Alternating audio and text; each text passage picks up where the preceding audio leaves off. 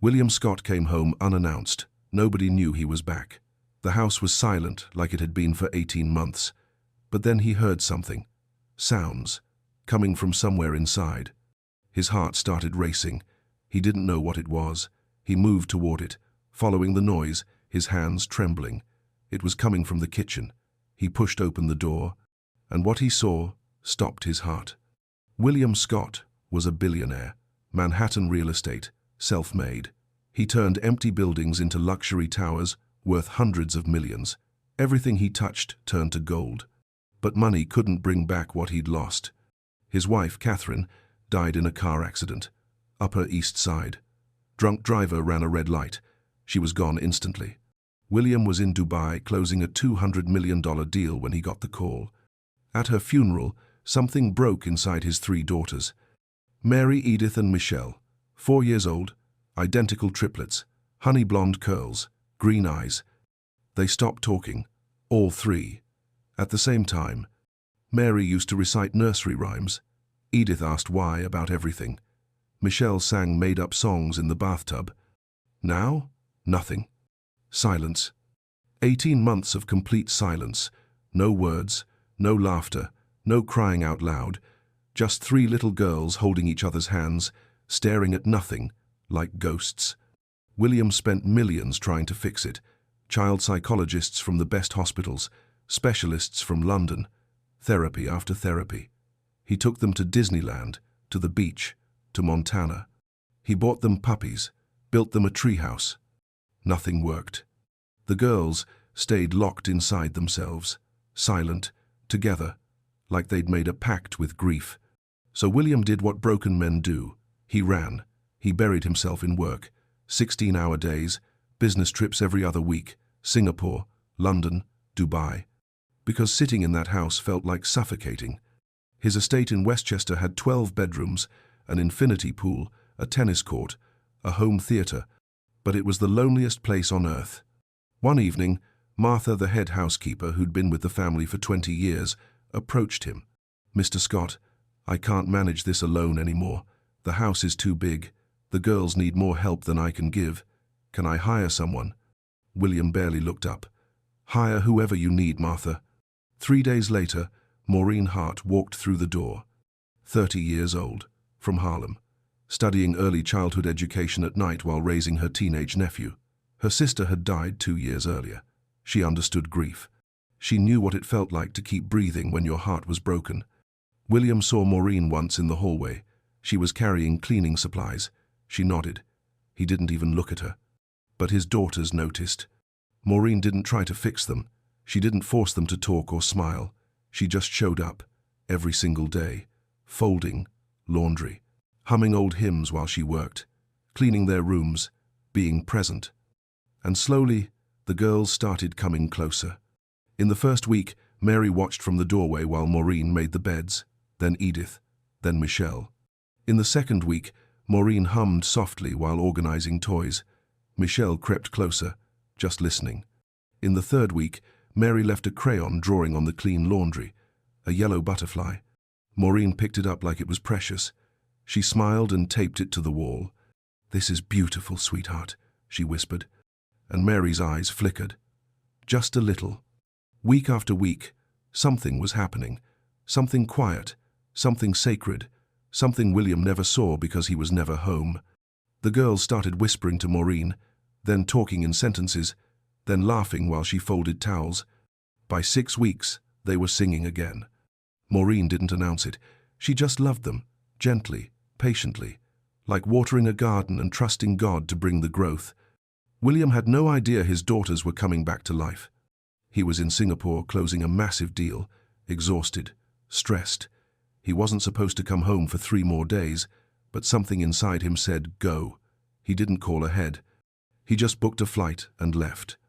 When he walked through the front door, the house was quiet. Like always, he expected nothing different. But then he heard something. Sounds. His chest tightened. He stood frozen in the entryway, listening. It couldn't be. The house had been silent for 18 months. But the sounds were real. Laughter. Children's laughter. William's hands started shaking. His heart pounded. He didn't understand. He moved toward the sound, down the hallway, faster, his breath caught in his throat. It was coming from the kitchen. He reached the door. His hand trembled as he pushed it open, and what he saw inside stopped his entire world. But before we continue, hit that subscribe button, click like, and tell me where in the world you're watching from. Because this story will remind you that miracles can happen in the most unexpected moments, and that love can bring back what we thought was lost forever. Now let me tell you what William saw in that kitchen. Sunlight poured through the kitchen windows, bright, warm, the kind of light that makes everything feel alive. Michelle was sitting on Maureen's shoulders, her little hands tangled in the woman's hair, giggling uncontrollably.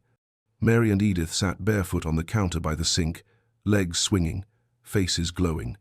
They were singing, actually singing, "You Are My Sunshine." Their voices filled the room like music William had forgotten existed. Maureen was folding small, bright dresses, humming along with them, smiling like this was the most natural thing in the world. The girls were wearing matching magenta outfits. Their hair was brushed, their cheeks were flushed with joy. They looked alive. William stood frozen in the doorway. His briefcase had fallen from his hand somewhere behind him. He couldn't move, couldn't breathe. His daughters, talking, laughing, singing. For 3 seconds, something broke open inside him. Relief so powerful it felt like his chest might cave in. Gratitude, joy. A feeling he hadn't felt since Catherine died, like maybe, just maybe, God hadn't forgotten them. Then Michelle shouted, "Louder, Miss Maureen, sing louder." And something shifted. William didn't understand it. He couldn't name it, but it rose up fast and hot and ugly. Jealousy, shame, rage. This woman, this stranger, had done what he couldn't. She'd brought his daughters back from the dead. While he was closing deals and flying across the world, she was here, loving them, healing them, being the parent he should have been. And he hated her for it. What the hell is going on here? His voice exploded across the kitchen like a gunshot. The singing stopped. Instantly, Michelle's face crumpled. Maureen stumbled, her hands shaking as she carefully lifted Michelle off her shoulders and set her down. Mary and Edith froze on the counter, their legs stopping mid-swing. "Mr. Scott, Maureen's voice was quiet, steady, but William could see her trembling. "This is completely inappropriate," William's voice cracked. "You were hired to clean, not to play dress-up and turn my kitchen into some kind of daycare circus." Maureen lowered her eyes. "I was just spending time with them, sir. They were—" "I don't want to hear it." William's face was red. His fists clenched at his sides. "Putting my daughters on counters? Carrying them around like that? What if one of them fell? What if something happened?" "Nothing happened, sir. I was being careful." "You're fired." The word came out cold, final. "Pack your things. Leave. Now." Maureen stood there for a moment, her hands gripping the edge of the counter. Her eyes were wet, but she didn't argue. She didn't beg. She just nodded. "Yes, sir." She walked past William with her head high, shoulders straight, tears slipping quietly down her cheeks. The girls didn't make a sound. They climbed down from the counter slowly, carefully, holding each other's hands. Their faces were blank, empty, like someone had reached inside and turned off a switch. They looked at their father, really looked at him, and William saw it. Fear. They were afraid of him. Mary's lip trembled, but no sound came out. Edith gripped her sister's hands tighter. Michelle's eyes filled with tears that fell silently down her face. Then they turned and walked out of the kitchen together, hand in hand, their bare feet padding softly against the floor. The room fell silent. William stood there alone. The bright dresses Maureen had been folding were still on the counter. The sunlight that had felt so warm moments ago now felt harsh, accusing. His legs felt weak. He grabbed the edge of the counter to steady himself. "What did I just do?" His voice was barely a whisper. The house was silent again, the way it had been for 18 months, cold, dead, empty. William sank into a chair, his head falling into his hands. And for the first time since Catherine's funeral, he felt the full weight of what he'd become. Not a father, a destroyer. That night, William sat alone in his study. The room was dark except for the lamp on his desk, A glass of scotch sat untouched in his hand. He stared at the photo on the shelf. Catherine, laughing, holding the girls when they were babies. All three of them, wrapped in her arms. Her smile so bright it hurt to look at. "What have I done, Catherine?" His voice cracked. "Why did I do that?" The silence pressed in from every corner of the house. Heavy, suffocating. There was a soft knock at the door. "Mr. Scott?" Martha's voice. Gentle but firm. "May I come in?" "Yeah." She entered slowly, closing the door behind her. She didn't bring tea this time, didn't sit down. Just stood there, arms crossed, looking at him the way a mother looks at a child who's done something terribly wrong. "They were talking, Mr. Scott." William looked up. "What?" "Your daughters. They were talking. To Maureen." His chest tightened. "I know that, Martha. I saw them today." "No." Martha shook her head. "You don't understand. It wasn't just today. They've been talking for 6 weeks." The glass slipped from William's hand. It didn't break, just tipped over on the desk, scotch spilling across the wood. He didn't move to clean it. 6 weeks. "Yes, sir. Full sentences, stories, songs. Maureen brought them back, little by little, every single day." William's hands started shaking. 6 weeks. Why didn't anyone tell me?" Martha's voice was soft, but it cut deep. "You were never here to tell, Mr. Scott." He covered his face with his hands. Oh, God, Martha. I destroyed it. I destroyed everything in 10 seconds. "Yes, sir, you did."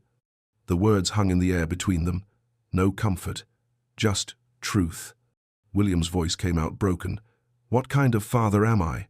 My daughters were healing, actually healing, and I had no idea. I've been so busy running from this house that I didn't even notice they were coming back to life." Martha stepped closer. Her voice was quieter now.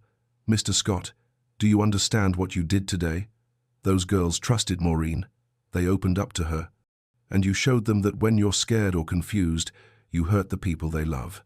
William looked up, his eyes red. "I wasn't thinking. I saw them so happy with her, and I felt like I didn't matter anymore, like I'd been replaced." "So, you destroyed it?" "Yes." His voice barely a whisper. "I destroyed it." Martha uncrossed her arms. "What are you going to do now?" "I need to apologize. To Maureen. To the girls. I need to fix this." "Apologizing is a start. But those girls don't need your words, Mr. Scott. They need you. Actually you. Not the man who works 80 hours a week and throws money at problems. They need their father." William nodded slowly. "I'll talk to Maureen first thing in the morning. I'll ask her to come back. I'll make this right." Martha studied him for a long moment. Then she turned toward the door. "I hope so, sir, for their sake." She left him sitting there in the dark. William stared at Catherine's photo again. The girls' faces, so small, so innocent. He'd failed them, failed Catherine, failed himself. But maybe, just maybe, it wasn't too late to try again. The next morning, William had Maureen called to his office. She entered quietly, her head down, hands clasped in front of her. She wore the same uniform, the same dignity, but something in her eyes had changed. "Sit down, Maureen." She sat on the edge of the chair, back straight, waiting. William cleared his throat. "Maureen, I want to apologize. What I said yesterday, how I spoke to you, was completely out of line. I didn't know the girls had started talking again. Martha told me last night. I was wrong." Maureen said nothing. "You weren't being inappropriate. You were caring for them in a way His voice faltered. "In a way I couldn't, and I'm truly sorry." She looked up then. Her eyes were calm, clear. "May I speak freely, Mr. Scott?" "Of course. You didn't just fire me yesterday. You humiliated me. In front of 3 little girls who trusted me, you showed them that people like me don't matter. That when you're confused or scared, you hurt people." William winced. Maureen stood. "I know my place, sir. I'm the housekeeper. I clean. I fold laundry. But those girls, they became my heart. And you broke that, in front of them. Maureen, please." "I'm not coming back, Mr. Scott. Not because you're firing me.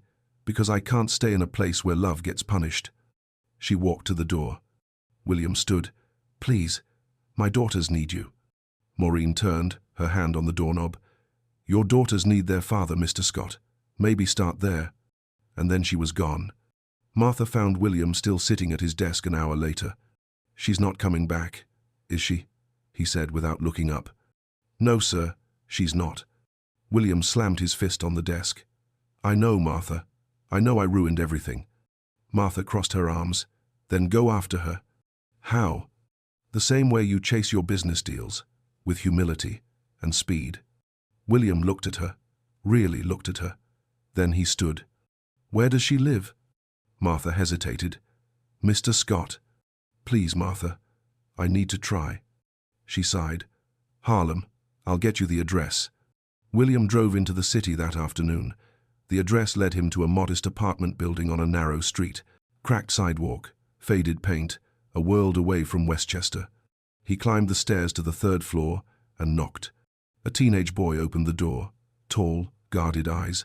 He looked William up and down the expensive suit, the polished shoes, and his jaw tightened. Yeah? I'm looking for Maureen Hart. Does she live here? The boy's expression hardened. Who's asking? My name is William Scott. I was her employer. I need to speak with her. You're the guy who fired her. William's throat tightened. Yes, I made a mistake. I need to apologize. The boy stepped forward, blocking the doorway. You made her cry, man. You embarrassed her in front of little kids, and now you show up here thinking you can just fix it? I know I hurt her. That's why I'm here. Please. 5 minutes. She doesn't want to see you. Please. The door closed. William stood there staring at the peeling paint, his hands clenched into fists, then released. He'd never been rejected like this, never had a door shut in his face. In his world, money opened everything. Here, it meant nothing. He tried again the next day. Martha had given him another address, Maureen's sister's place in the Bronx, another modest building, another neighborhood where his suit made him stand out like he didn't belong. He knocked. A woman in her 40s opened the door, a baby on her hip. She looked exhausted. Can I help you? I'm looking for Maureen Hart. I was told she might be staying here. The woman's face shifted. Recognition. Then something colder. You're the rich guy who yelled at her. William lowered his head. Yes, I need to talk to her, to apologize. She doesn't want to talk to you. Please, just let me explain. Maureen, the woman called over her shoulder. There's someone here for you. Footsteps. Then Maureen appeared in the doorway behind her sister. When she saw William, her face went still. What do you want, Mr. Scott? To talk, please. There's nothing to talk about. Maureen, I know what I did was wrong. I know I hurt you. But my daughters, they haven't spoken since you left. They're back in that silence.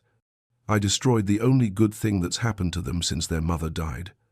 Maureen's jaw tightened. That's not my responsibility. I know it's not. But I'm not here as your boss. I'm here as a father who failed his children, and I'm begging for help. Maureen looked away, her eyes wet. William reached into his jacket and pulled out a small cardboard box.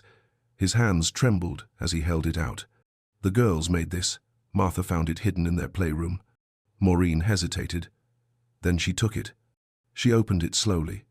Inside were 3 drawings, each one labeled in shaky handwriting, Miss Maureen, a yellow butterfly, a rainbow, a heart with stick figures holding hands, and beneath them, a folded piece of paper. Maureen unfolded it. The words were written in crayon, big and uneven. Please come back. We love you. Maureen's hand went to her mouth. Tears spilled down her cheeks. They drew these for you, William said quietly.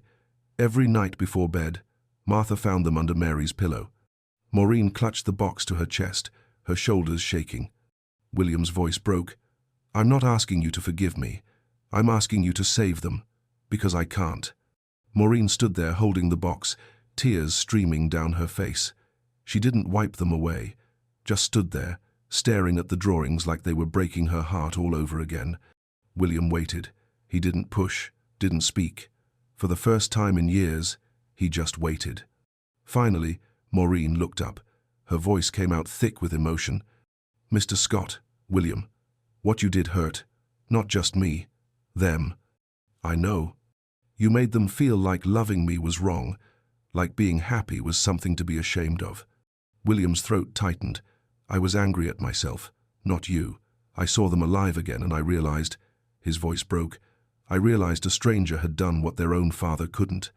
And instead of being grateful, I destroyed it. Maureen wiped her eyes with the back of her hand. Do you understand what it took for those girls to trust me? To open up? They'd been silent for 18 months. And in one moment, you taught them that people leave, that love isn't safe. I'll spend the rest of my life making that right. I swear to you. She looked down at the drawings again. Mary's butterfly, Edith's rainbow, Michelle's stick figures, holding hands. Her sister stepped closer, the baby still on her hip. Maureen, you don't owe him anything. I know. Maureen's voice was barely a whisper, but I owe them. She looked back at William. If I come back, and I mean, if things change, completely. Anything, name it. You can't keep working 80-hour weeks. You can't keep flying across the world every other week while your daughters grow up without you. If I'm going to help them heal, you have to be part of it, really part of it. William nodded. I'll restructure everything, work from home, cut back on travel. I'm not talking about cutting back, Mr. Scott. Maureen's eyes were steady now, firm. I'm talking about showing up, being there for breakfast, for bedtime, for the hard days when they cry and don't know why. You can't fix this from a distance. I understand. Do you? She stepped closer. Because I won't come back just to watch you break their hearts again. I won't be the one picking up the pieces while you're in Singapore closing deals. William felt the weight of what she was asking. His entire life, everything he'd built, everything he'd become, it all revolved around work, around success, around control. And she was asking him to let it go. I don't know if I know how to do that, he admitted quietly. I don't know how to just stop. Maureen's expression softened, just a little. Then you learn. The same way those girls are learning to trust again, one day at a time. Silence settled between them. William looked at her, really looked at her, this woman who had nothing compared to his wealth, who'd lost her sister, who was raising a nephew while working and studying, who'd loved his daughters without asking for anything in return. And he realized something. She was stronger than he'd ever been. If you come back, he said slowly, I'll be there. I promise you, whatever it takes. Maureen studied his face for a long moment, searching for something. Truth, maybe, or sincerity. Finally, she nodded. 1 week. Give me 1 week to think about it. Maureen. 1 week, Mr. Scott. That's all I'm asking. If you really mean what you're saying, you can wait 7 days. She handed him back the box. Keep this. Show it to the girls. Tell them I saw it. Tell them. Her voice caught. Tell them I miss them too.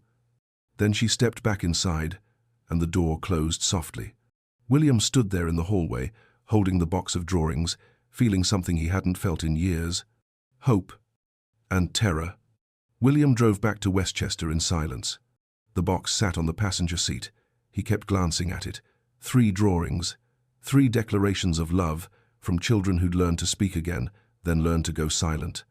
Because of him. When he pulled into the driveway, the house loomed in front of him. 12 bedrooms, all that space, all that emptiness. He sat in the car for a long time before going inside. Martha met him at the door. She didn't ask how it went. She just looked at the box in his hands and nodded. They're in the playroom, she said quietly. William climbed the stairs slowly. Each step felt heavier than the last. When he reached the playroom door, he stopped. Through the crack, he could see them, Mary, Edith, and Michelle, sitting on the floor in a small circle, holding hands. They weren't playing, weren't drawing, just sitting there, staring at nothing, like they had for 18 months before Maureen came. William pushed the door open gently. All 3 girls looked up. Their faces didn't change. No smiles, no fear, just blank. Hey, girls. His voice came out softer than he intended. They didn't respond. William stepped inside and sat down on the floor across from them. Not too close. He didn't want to scare them. I went to see Miss Maureen today. Mary's eyes flickered. Just slightly. William held up the box. She wanted me to give this back to you. She saw your drawings. The ones you made for her. Michelle's grip on her sister's hands tightened. She wanted me to tell you something. William's throat felt tight. She said she misses you too. Edith's lip trembled, but she didn't make a sound. William set the box down between them. I know I messed up. I know I scared you. And I know, he paused, his voice breaking, I know I haven't been the father you needed, not since your mum died. Silence. The girls just stared at him with those big green eyes. Catherine's eyes. I was so scared after we lost her, William continued, his voice barely above a whisper. I didn't know how to be here without her. I didn't know how to help you, so I ran. I worked. I convinced myself that if I could just make enough money, buy enough things, hire enough people, maybe I could fix what was broken. Mary blinked. A single tear rolled down her cheek. But I can't fix this with money. I know that now. And I'm so sorry. Michelle's shoulders started shaking. She was crying silently, the way she'd cried for 18 months. William's own eyes burned. I don't know if Miss Maureen is coming back, but I do know this. I'm not leaving anymore. I'm staying here, with you. Because you're more important than any deal, any building, any amount of money in the world. He reached out slowly, his hand open, waiting. For a long moment, nothing happened. Then Mary let go of her sister's hands. She crawled forward slowly, carefully, like she wasn't sure if it was safe. And she took her father's hand. William's chest cracked open. He pulled her close, and she buried her face in his shoulder, still silent, but holding on. Then Edith came. Then Michelle. All three of them pressed against him, crying without sound, their small bodies shaking. William wrapped his arms around them and held on, like he should have been doing all along. I'm here, he whispered. I'm here now. I promise. For the first time in 18 months, William Scott stayed. He didn't check his phone, didn't think about work, didn't run. He just held his daughters and let himself feel everything he'd been avoiding. The grief, the guilt, the desperate, aching love for these three little souls who deserved so much more than he'd given them. And in that moment, something shifted. William kept his promise. He cancelled his trip to London, pushed back meetings, told his assistant to clear his schedule for the next 2 weeks. For the first time in 18 months, he was home. He made breakfast, sat with the girls while they ate. They picked at their food silently, but they didn't leave. That felt like progress. He read to them that night, sat on the floor of their bedroom with a picture book about butterflies, Catherine's favorite. The girls sat on their beds, watching him, not smiling, not speaking, but listening. When he finished, he kissed each of them goodnight. I love you, he whispered. I love you so much. They didn't say it back. But Mary squeezed his hand. Just once. 3 days passed like that. William stayed. He tried. He showed up for every meal, played with them in the backyard, sat with them during the quiet hours. But something was missing. The girls were there physically, but they weren't present. They moved through the house like shadows, silent, careful, like they were waiting for something, or someone. On the 4th day, William found Michelle sitting by the laundry room door. She was holding something, a small piece of fabric, one of the magenta dresses she'd been wearing the day he'd exploded, the day Maureen left. Michelle pressed it to her face, her shoulders shook. William's heart broke. He knelt beside her. Michelle, baby? She didn't look at him, just kept holding that dress, crying without sound. Do you want Miss Maureen to come back? Michelle nodded. William felt his chest tighten. I'm trying, sweetheart. I'm trying to bring her back. Michelle finally looked up at him. Her green eyes were red, hollow, and William saw it. She didn't believe him. That night, William couldn't sleep. He stood in the hallway outside the girls' room, listening. At first, there was nothing, just silence. Then he heard it. Whispers. His heart stopped. He moved closer, pressing his ear to the door. Do you think she's coming back? Mary's voice, so small. I don't know. Edith.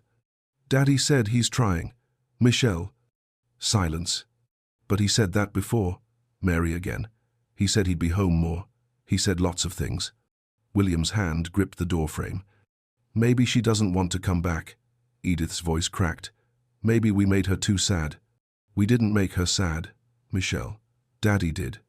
The words hit like a punch to the stomach. I miss her. Mary started crying. I miss her so much. Me too. Me too. William stood there frozen, listening to his daughters cry for someone else. Someone who'd loved them better than he had. Someone they trusted more. He slid down the wall and sat on the floor, his head in his hands. They were talking, but not to him. They'd learned to trust Maureen enough to open up, and he'd destroyed it so completely that even now, even when he was here, trying, present, they still didn't believe in him. And maybe they were right not to. He pulled out his phone, stared at the screen. He could call anyone, fix any problem. But this couldn't be bought, couldn't be negotiated, couldn't be controlled. He'd spent his whole life building empires, winning deals, being 3 steps ahead. But he'd lost the only thing that mattered. Not because he didn't have enough money. Because he didn't have enough love, enough time, enough presence. William sat there in that dark hallway, listening to his daughters cry for someone else, and finally he understood. He couldn't fix this alone. He needed Maureen. Not because she was convenient, not because she was good at her job, because his daughters needed her, and maybe, just maybe, he did too. He stood up slowly, wiped his face, and made a decision. Tomorrow, he'd go back to the Bronx. And this time, he wouldn't leave until she said yes. William showed up at Maureen's sister's apartment the next morning. It wasn't 7 days. It had only been 4. But he couldn't wait anymore. He knocked, waited, his heart pounding. Maureen's sister opened the door. She looked surprised, then annoyed. She said a week. I know, but I need to see her, please. The woman studied him for a long moment. Then she called over her shoulder. Maureen, he's here again. Footsteps. Then Maureen appeared, arms crossed. She looked tired, like she hadn't been sleeping either. It hasn't been a week, Mr. Scott. I know, I'm sorry, but his voice broke. I heard them last night. Maureen's expression shifted. Heard who? My daughters. They were talking, in their room, to each other. William's hands trembled. They're speaking again, but not to me. They don't trust me. And I don't blame them. Maureen's arms loosened slightly. They were crying for you, William continued, his voice raw, asking if you were coming back, saying they missed you, and I stood outside their door listening, and I realized something. He paused, trying to find the words. I can't do this. I can't fix them. I can't even reach them, because they don't believe me anymore, and the worst part is they're right not to. Maureen said nothing, just watched him. I thought I could show up and everything would be okay. That being present would be enough. But it's not, because I spent 18 months teaching them that I don't stay, that I leave. That work is more important than they are. His voice cracked, and now they're waiting for me to leave again. A tear slipped down his cheek. He didn't wipe it away. I need you, Maureen. Not because I'm paying you, not because you're good at what you do, because my daughters need you. And he swallowed hard. I need to learn from you. I need you to show me how to be the father they deserve, because I have no idea what I'm doing. Maureen's eyes glistened. Please, William whispered. I'm not asking as your employer. I'm asking as a man who's lost everything that matters and doesn't know how to get it back. Silence stretched between them. Then Maureen spoke, her voice soft. What happened to the meeting in London? I cancelled it. And the Singapore deal? Postponed. For how long? As long as it takes. William looked her in the eyes. I don't care if I lose every contract, every building, every dollar. None of it matters if I lose them. Maureen studied his face, searching for something. Sincerity, truth, change. Finally, she exhaled slowly. If I come back, you have to understand something. This isn't about fixing them.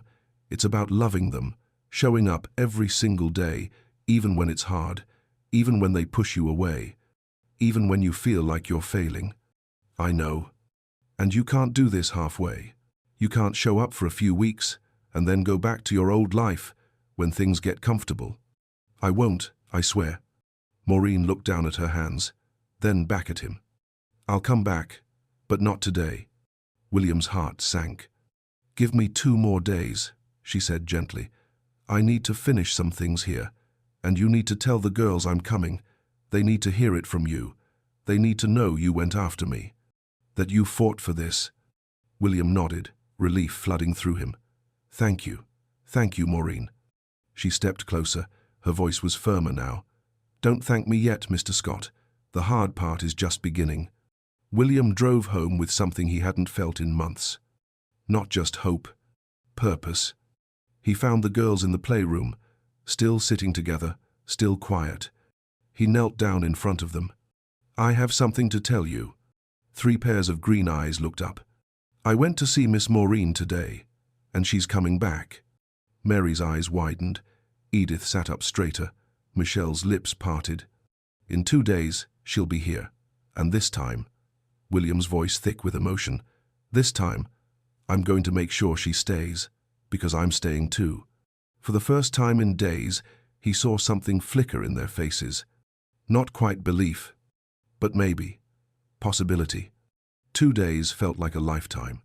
William kept his word. He stayed home, made breakfast, read stories, sat with the girls, even when they didn't respond. But he could see it in their eyes. They were waiting, holding their breath, afraid to hope. On the morning of the 2nd day, William woke up early. He made pancakes the way Catherine used to. He set the table, called the girls down for breakfast. They came slowly, still in their pajamas, still holding hands. "Eat up," he said gently. "We have a special day today." Mary looked at him. "Is Miss Maureen coming?" William's chest tightened. It was the first time she'd spoken directly to him in weeks. "Yes, baby, she's coming home." Maureen arrived at noon. Martha opened the door. The 2 women hugged like old friends. "They've been waiting by the window all morning," Martha whispered. Maureen nodded, her eyes already wet. She walked through the hallway, her heart pounding. She could hear William's voice coming from the living room, calm, steady, reading to them. She paused at the doorway. The girls were sitting on the couch, one on each side of William. He had a book open in his lap. They weren't looking at the pages. They were staring at the doorway. Waiting. Maureen stepped into view. "Hey, sweet girls." Time stopped. Mary's eyes went wide. "Miss Maureen?" "Miss Maureen?" Edith's voice cracked with emotion. Michelle jumped off the couch. "You came back." All 3 of them ran. They crashed into Maureen so hard she almost fell backward, but she caught them, wrapped her arms around all 3, and held on tight. They were crying, talking over each other, words tumbling out like a dam had broken. "We thought you were gone forever. We missed you so much. Daddy said you were coming, but we were scared you wouldn't." Maureen sank to her knees, pulling them closer. "I'm here, babies. I'm here. I missed you every single day." "Are you staying?" Mary pulled back, her face wet with tears. "You're not leaving again?" Maureen looked up. Her eyes met William's across the room. He was still sitting on the couch, tears streaming down his face. He nodded once. Maureen looked back at the girls. "I'm staying, I promise." Michelle buried her face in Maureen's shoulder. "We love you." "I love you too, sweetheart, so much." William watched from across the room. He didn't move, didn't interrupt, just watched his daughters come back to life in someone else's arms. And for the first time, he wasn't jealous. He was grateful. Because this was love, real love, the kind that didn't demand credit, didn't need recognition, just showed up and stayed. After a long moment, Maureen looked over at him. "Mr. Scott." William stood, walked over slowly. Maureen gently nudged the girls. "Your daddy fought very hard to bring me back. He went looking for me. He didn't give up." Mary looked up at William, really looked at him. "You did?" William knelt down beside them. "I did. Because I love you. And I finally understand you need people who show up, not people who send money or buy things. People who stay." Edith reached out, took his hand. Then Mary took his other hand. Michelle wrapped her small arms around his neck. And William Scott, the man who'd built an empire, who'd closed billion-dollar deals, who'd conquered Manhattan, broke down completely. He held his daughters and cried like he hadn't cried since Catherine died. Maureen put her hand on his shoulder, a gentle touch, a quiet promise. We'll get through this, together. That evening, the house felt different. Not empty anymore, not silent. The girls were in the kitchen with Maureen, helping her make dinner, laughing, talking, singing while they stirred. William stood in the doorway watching, and for the first time in 2 years, he felt something he thought was gone forever. Peace. 6 months later, the house didn't feel empty anymore. William restructured his entire life. He worked from home 3 days a week, no more 16-hour days, no more trips during school weeks.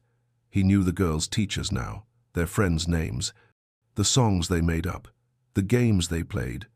He was there for breakfast every morning, dinner every night, bedtime stories, bad dreams, good days, and hard ones. He showed up. And slowly, so slowly, his daughters began to trust him again. Maureen wasn't just the housekeeper anymore, she was family. The girls called her Auntie Maureen. She ate dinner with them, celebrated birthdays, prayed with them before bed. And William? He learned from her. How to listen without trying to fix everything, how to be present without controlling, how to love without conditions. One Saturday evening, as the sun dipped low over the Hudson, William found them all in the garden. Maureen and the girls were on their knees in the dirt, planting something, their hands covered in soil, laughter floating through the warm air. William walked over. "What are we planting?" Michelle looked up, face bright. "Sunflowers, Daddy." "Sunflowers?" Mary nodded.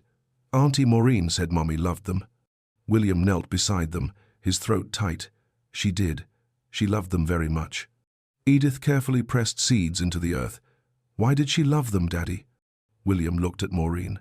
She smiled gently, encouraging him. He turned back to his daughters. "Your mom used to say that sunflowers always turn toward the light. No matter how dark it gets, they keep reaching for the sun. She said that's how we're supposed to live, always turning toward the light." "Like us," Mary said softly. William's eyes burned. "Yeah, baby, like us." Michelle pointed at the sky. "Daddy, look." A yellow butterfly had landed on one of the seed packets. The girls went quiet, watching it, its wings opening and closing slowly in the fading light. "That's Mummy," Michelle whispered. "Isn't it?" Maureen's voice was gentle. "Yes, sweet girl, that's her, watching over you, so proud of how strong you've become." The butterfly lifted into the air, circled once, then flew toward the sunset. Mary took William's hand. "Do you think she knows we're okay now?" William pulled her close, pulled all three of them close, his voice thick with emotion. "I think she knows. I think she's been watching this whole time, waiting for us to find our way back." Edith looked up at him. "Are you staying, Daddy? Really staying?" "I'm staying, baby. I promise. I'm not going anywhere. Ever. Ever." Michelle leaned her head against his chest. "I'm glad Miss Maureen came back." "Me too, sweetheart. Me too." William looked at Maureen over the girls' heads. She was wiping tears from her eyes. "Thank you," he mouthed. She shook her head gently. "No, thank God." And William understood. This wasn't about him, or Maureen, or even the girls. It was about grace, the kind that shows up when you're broken, the kind that reaches into silence and pulls out songs, the kind that doesn't give up even when you've given up on yourself. The sun disappeared behind the horizon, the garden filled with golden light, and for the first time since Catherine died, William Scott felt whole. Not because everything was perfect, but because he was finally where he was supposed to be. Present, grateful, home. Mary looked up at the darkening sky. "The sunflowers will grow, right, Daddy?" William kissed the top of her head. "Yes, baby, they'll grow, and when they do, they'll turn toward the light. Just like your mom said." "Just like us," Edith repeated. "Just like us," William whispered. And in that moment, surrounded by his daughters, standing beside the woman who'd saved them all, William finally understood what his wife had been trying to teach him all along. True wealth isn't what you build. It's who you become. And the most valuable thing in this life isn't success or money or power. It's love that stays, even in the silence, even in the dark. Love that stays. For what will it profit a man if he gains the whole world and forfeits his soul. Matthew 16:26.